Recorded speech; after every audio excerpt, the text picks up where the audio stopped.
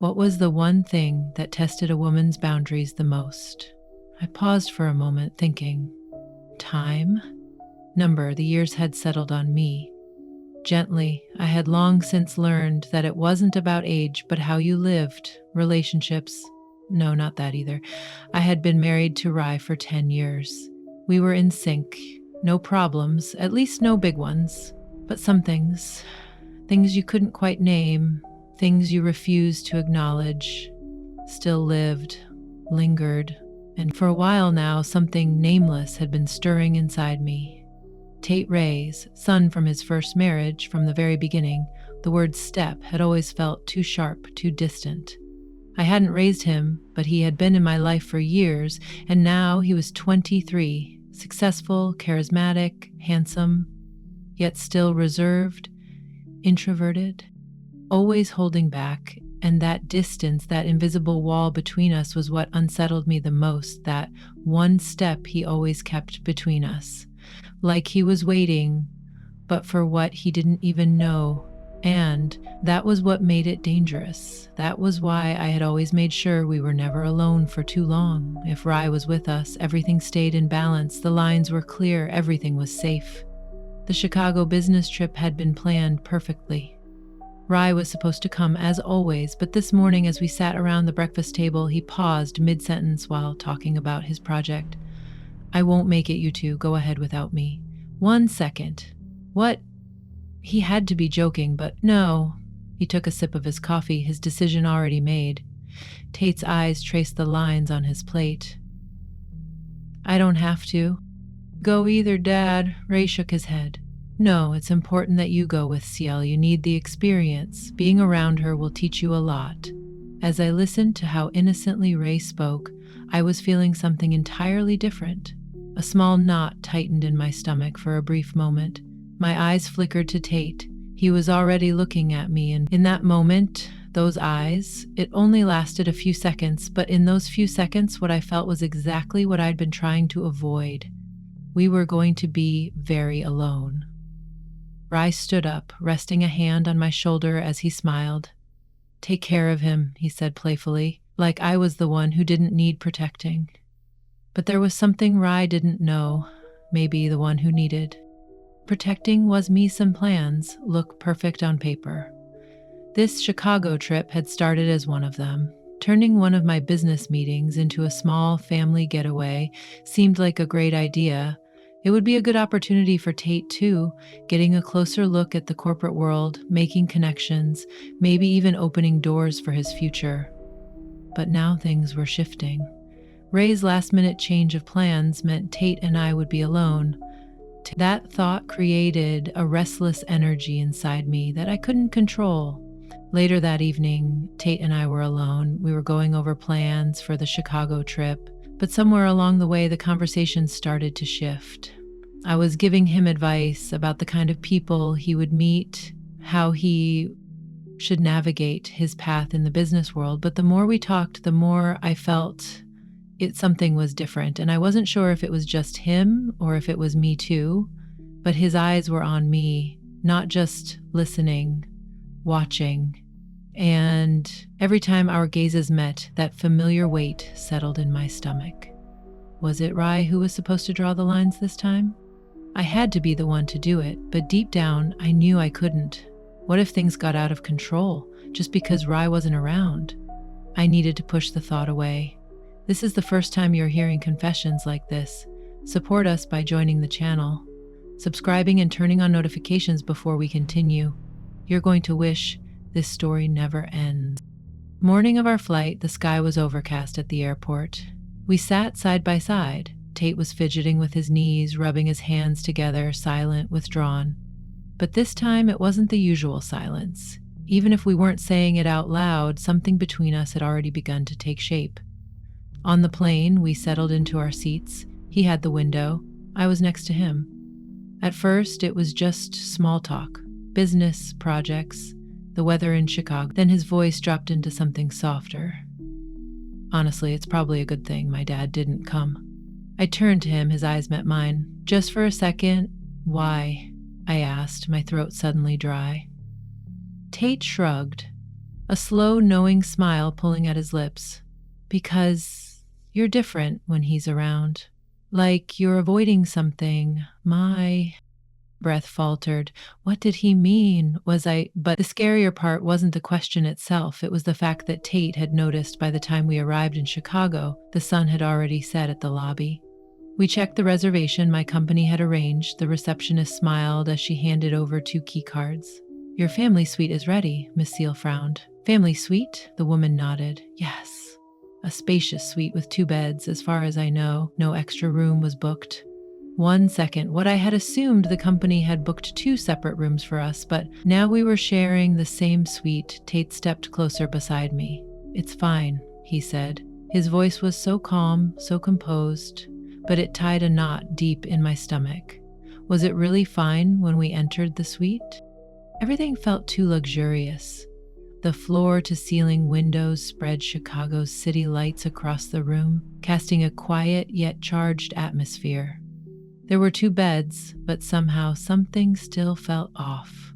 Tate shrugged off his jacket and draped it over a chair. I stood by the window, staring at the skyline. Are you tired? He asked from behind me. I closed my eyes for a second. Why did such a simple question make my chest feel tight? I turned to look at him. His eyes were soft, too deep, too dangerous. A little Tate sat on his bed, stretching his wrists. I know this is a work trip, but we can take some time to enjoy ourselves too, right? He smirked, and in that moment I knew everything I had felt before coming here was right. Some things lost their boundaries when Rye wasn't around, and this time there was no one to keep those boundaries in place. Tate quickly recovered, leaning back with a small grin. I meant the hotel bar. I need to unwind a little. I let out a breath. The tension in me was unnecessary. Something I had created myself. Maybe he was right. It wouldn't hurt to relax a little. I smiled. Yeah, let's have some fun. The hotel bar was surprisingly stylish. Dim lighting, soft jazz playing in the background. A luxurious atmosphere that blended perfectly into the Chicago night. Drinks in, I started to feel the weight lift off my shoulders. We talked, we laughed, and I realized I hadn't felt this free in a long time. Tate looked the same, relaxed, lighter. The drinks slowly stripped away his usual shyness. His eyes lingered on me longer. Our conversations felt deeper, charged with something I couldn't name. I tried to stay cautious, but something inside me trembled. Had I never found him attractive before, or had I always known and just refused to admit it? It was late. My drink was empty. Tate leaned back, his eyes fixed on me, studying me. He bit his lip just slightly. This was the wrong moment. I couldn't stay here any longer. I set my glass down on the bar and slowly stood up. I'm heading upstairs. I have a meeting in the morning. You shouldn't stay up too late either. Tate nodded slightly, a small smile playing on his lips. All right, Seal. Good night.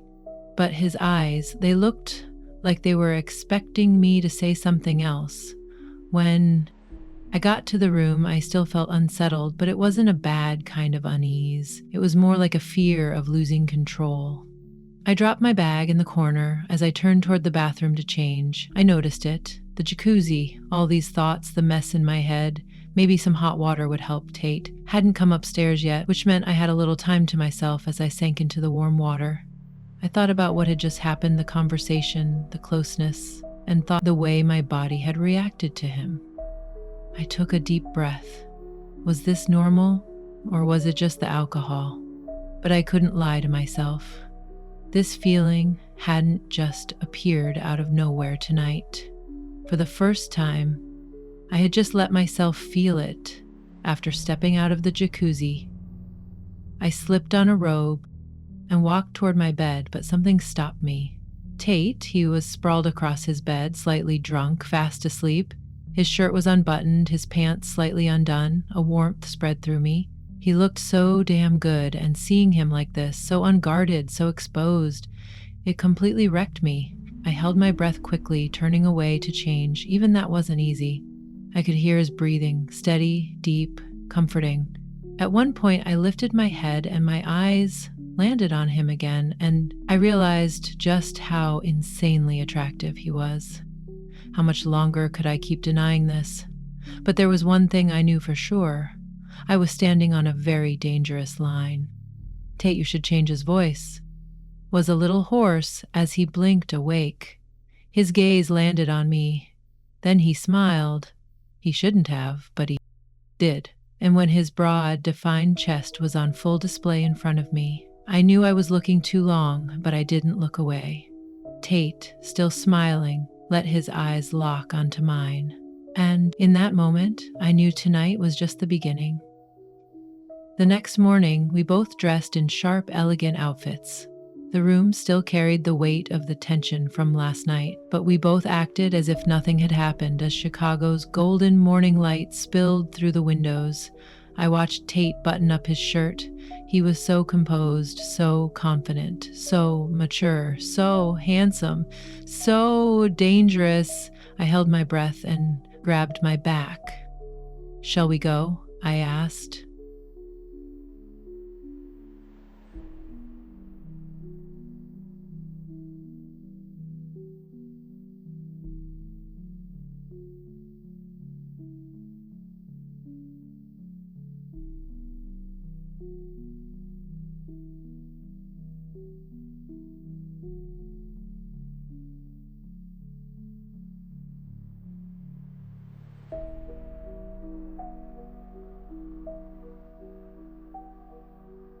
Grabbed my back.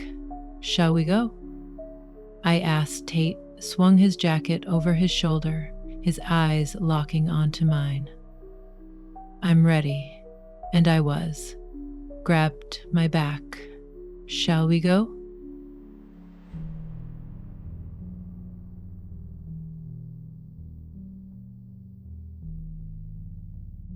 Ready too, but I wasn't sure what I was ready for yet.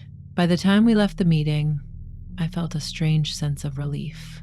I had wanted to observe Tate to see how he adapted to this kind of environment, but he didn't need to do much. Just by the way he carried himself, he made people trust him. "How is it for you?" I asked. Tate tilted his head slightly.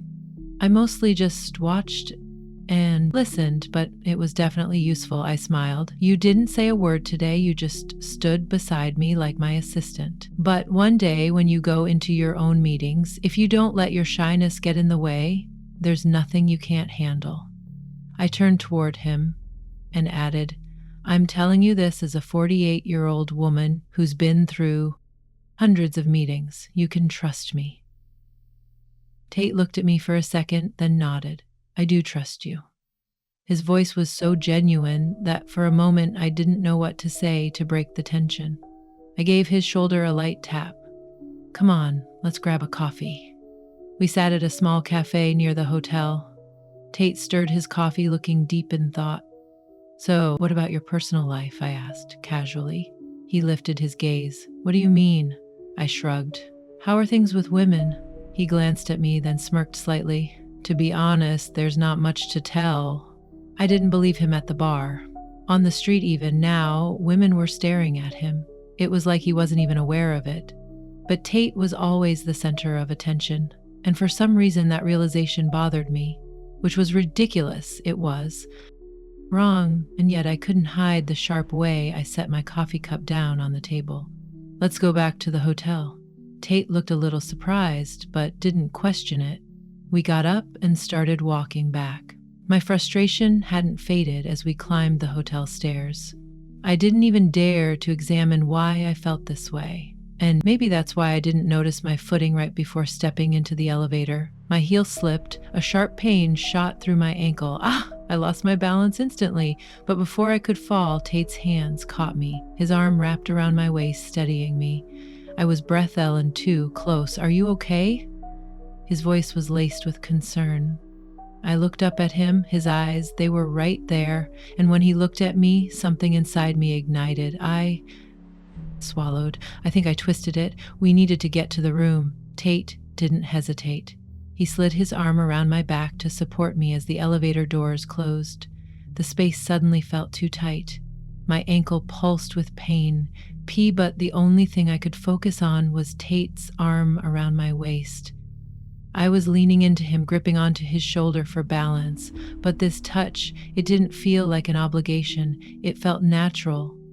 When the elevator reached our floor, I tried to walk, but I barely took 2 steps before another wave of pain hit me. I started to stumble. Tate immediately noticed. Without hesitation, he lifted me into his arms. "Are you seriously carrying me?" I said, wide-eyed. He smirked. "You're not really giving me a choice here." His voice held that familiar, teasing tone, the one that made my stomach flip. He adjusted his grip, securing me against his chest, and as I rested against him, I felt him, the warmth of his body, the strength in his hold, his breath near my skin, and I knew we weren't supposed to be this close. I couldn't stop it. When we reached the room, he carefully laid me down on the bed. He adjusted my legs, but the hem of my skirt had ridden up slightly, folding awkwardly.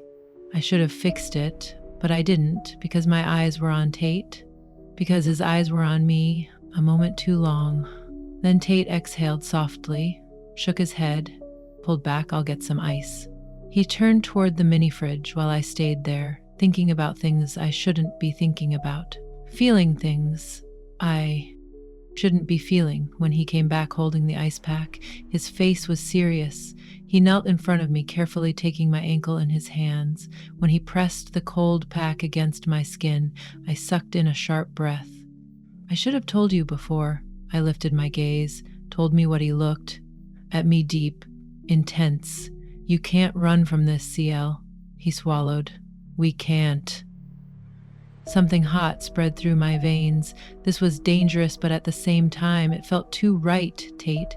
Before I could finish my sentence, his hand lifted to my face. His thumb brushed softly along the corner of my lips, and in that moment, there was no going back. He pulled me in. I pulled him in, and finally, he kissed me. It was soft, but the energy behind it was undeniable, slow, yet electric, like a force pulling me under, consuming me completely, and for the first time, I didn't even think about stopping it. I should have, but I didn't. It was clear that we didn't want to waste any time. It was like we had been waiting for this moment for a long time. We hadn't even touched the clothes. I'd almost forgotten the pain in my leg. Tate came up to me, and he was really close. I could see what his hands were trying to do. We were moving forward. We didn't want to wait too long. When I said, "Tate, you're very handsome, and I have to admit that I'm very attracted to you," I was so excited that my body couldn't stand still. Tate told me I was beautiful at that moment. I felt something big inside me. I may have made a loud noise. I don't remember. I can guess why. I looked at Tate, and his shirt was unbuttoned. "It's very impressive. What a big body you have." He was very big in his whole body, and it excited me a lot. I had to help him sometimes because of that. "I hope the hotel is well insulated," Tate said. I laughed. I said, "You're going to need a lot of hotels with good insulation from now on." And I was shocked. My body contracted. My legs were exerting a lot of force. I think Tate liked that because he had the same reaction. This was just the beginning. "What about after this, Tate?" Breathless and grinning, looked at me. "Did you really just say that?" My vision was still blurry, my breathing unsteady. "I did," I whispered, and in that moment, as I saw the hunger in his eyes, I knew there was no turning back. As he leaned back slightly, his breath warm against my skin, I felt every inch of my body react. Tate, still holding my gaze, smirked. "I guess this Chicago business trip is going to last a little longer." I froze for a second. Then I started laughing. "Looks like it," I said, trying to steady my breath. Tate tilted his head slightly, that same knowing smirk still on his lips. "I have no complaints about that. See?" We didn't look away from each other. We just kept smiling. This was only the beginning, and nothing would ever be the same. Again, this story isn't over. Stay tuned for more. If you've made it this far, I know this story has gotten to you. There's so much more to come, and you won't want to miss any of it. Hit that follow button, turn on notifications.